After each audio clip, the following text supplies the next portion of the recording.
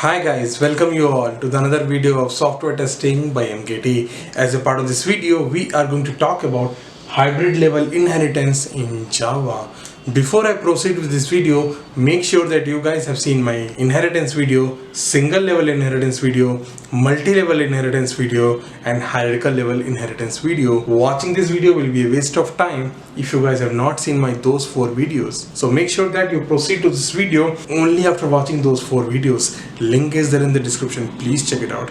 Let's go ahead to talk about what do you mean by hybrid level inheritance. So hybrid level inheritance is nothing but it is a combination of my single level inheritance, multi-level inheritance, and hierarchical level inheritance. So if you guys remember my single level inheritance video, there I said that single level inheritance looks like this, in which one subclass will inherit the properties from one superclass. So this is my single level inheritance. And now what do you mean by multi-level? One class inherits the property from its superclass, and then superclass inherit the property from its superclass is called as multi-level inheritance. And now what do you mean by hierarchical level inheritance? Two subclasses, 1 and 2, or more than that, multiple subclasses inherits the property from a single superclass is called as hierarchical level inheritance. If you see this diagram, this 2 diagram or this 2 thing is called as single level inheritance. This 3 is your multi-level inheritance, and your this 3, 1, 2 and 3 is your hierarchical level inheritance.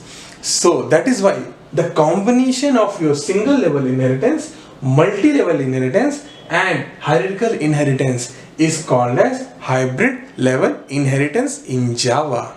So for your understanding level, I have written this diagram which is hybrid level inheritance. So if you see here, my superclass is this class, which is nothing but class 1. It is having a non-static method of void mad, M-A-D, anything you can write it. And then your subclasses, one of the subclass name is class 2. It is having a method of owl, O-W-L.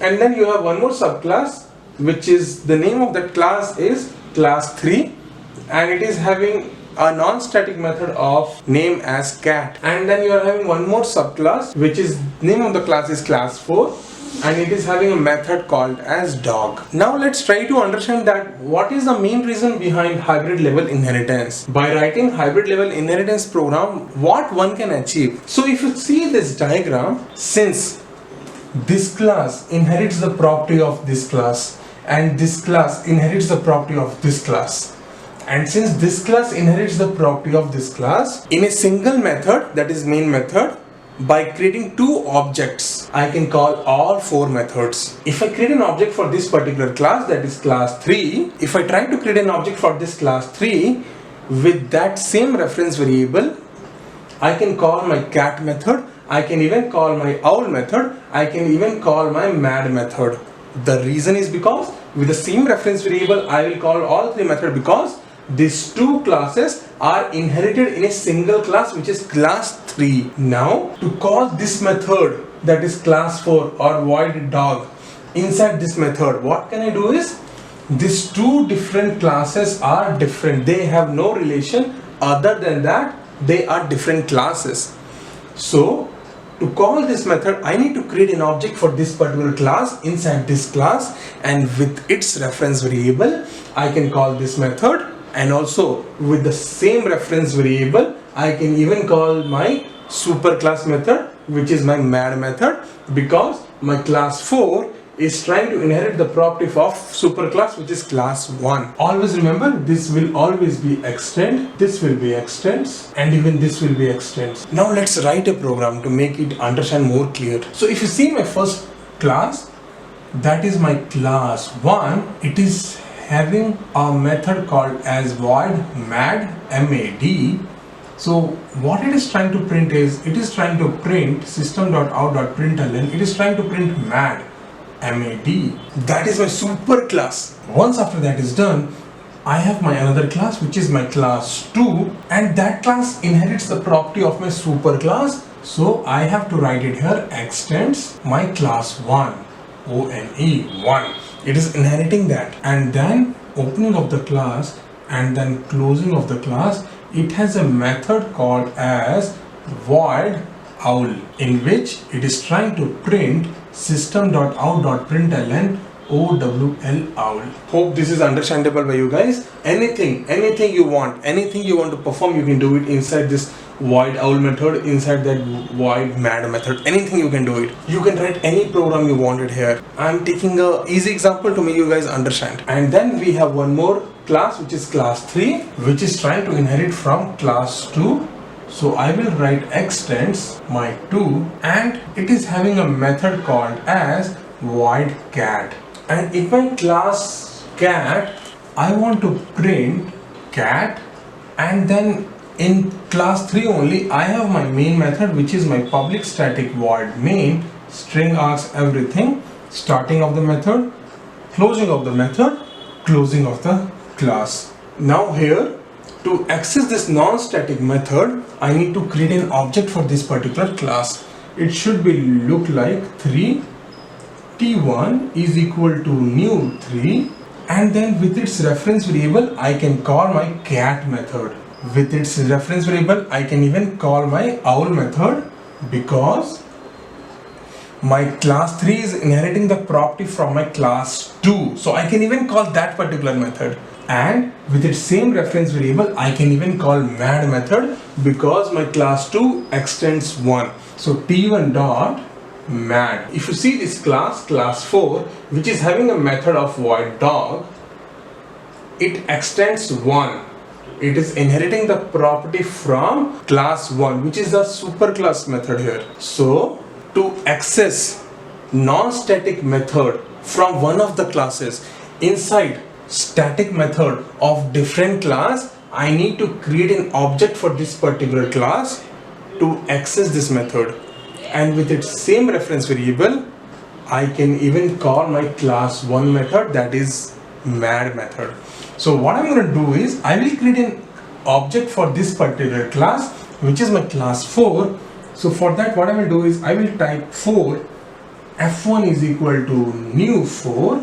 With its reference variable I will call my dog method, and with its reference variable I can even call my mad method, mad, because my 4 class is inheriting the property of my 1 class, which is the super class here.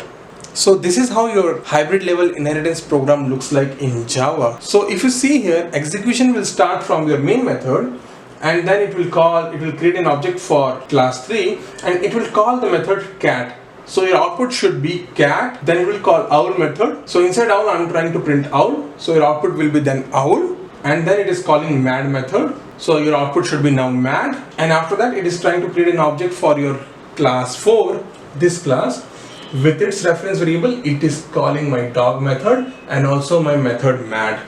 So inside my dog method I'm trying to print dog, so output will be dog, and then finally with its reference variable it is even calling my mad method, so your output will be mad. So your execution will be like that. Don't get confused more. I will write a program now, and let's compile and interpret it in a system to understand this topic beautifully. So this is a program I have written for you guys to make you guys understand about what do you mean by hybrid level inheritance. If you see this program, I have written 4 classes.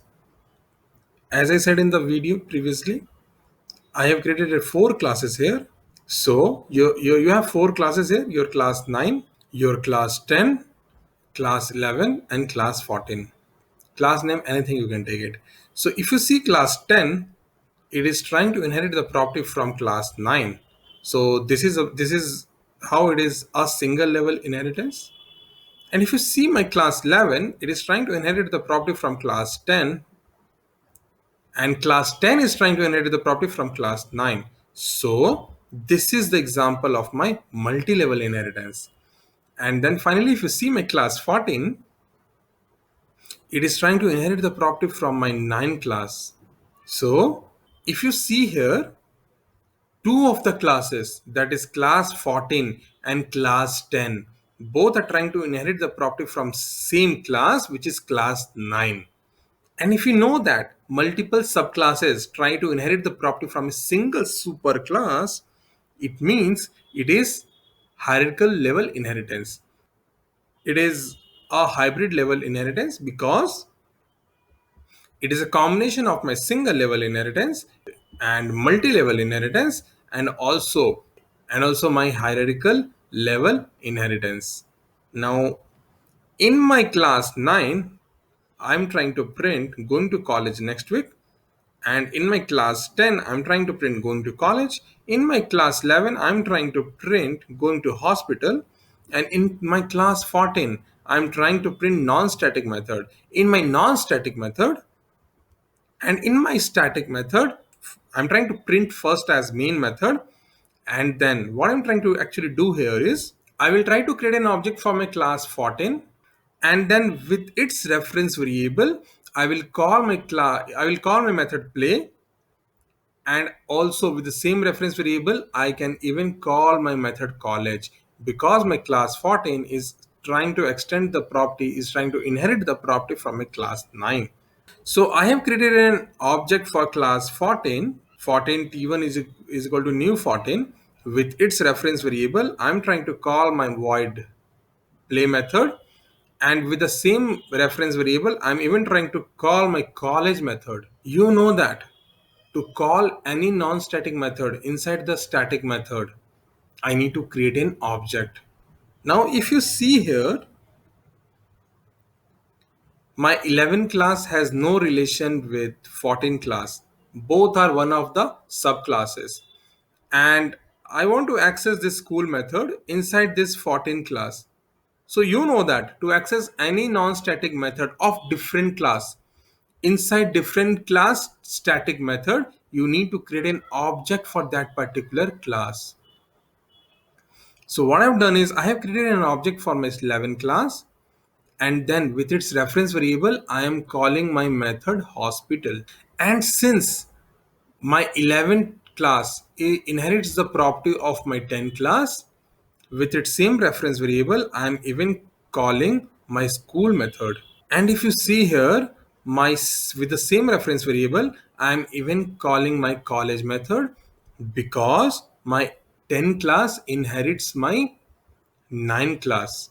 So with the same object creation, that is E1, I can call all the three methods present in my class 9, 10 and 11, because 11 is the class which inherits the property from 10 class, and 10 is the class which inherits the property from 9 class. So by creating a single object of my subclass, I can call all the superclasses. So if you try to execute this program, your execution will start from public static void main method, and then it will call t1 method. So let's compile and execute this program and try to understand how the execution is taking place. So you need to go to the location where your save is filed, and after that you need to compile the file using javac, and then the file name, which is 14. Once compilation is done, you need to interpret it using java 14. You got the output. So your execution will take from the main method. In main method, first it is trying to print main method, and after that it is trying to call play method, where it is trying to print non-static method, and then after that it is calling college method. So if you see college method, it is trying to print going to college next week, so going to college next week, and then it is calling hospital method. In hospital method it is trying to print going to hospital, going to school, going to college next week. So this is how execution take place. Guys, I hope this video was useful. I know this video was a little tricky, hard to understand, but if you have any doubt, list out all your doubt in the comment section. I have tried my best to explain to you guys this topic. In case you have understood, please give a thumbs up this video. If you have not understood the video, put out your doubt in the comment section. In case you want to reach to me out, I have added my Quora account, Twitter account, Gmail account in the link description. Please make use of it. You want my programs, whatever I write, send a mail to me. I will send all the program which I write and show to you directly to your mail. You can compile and execute it in your own system.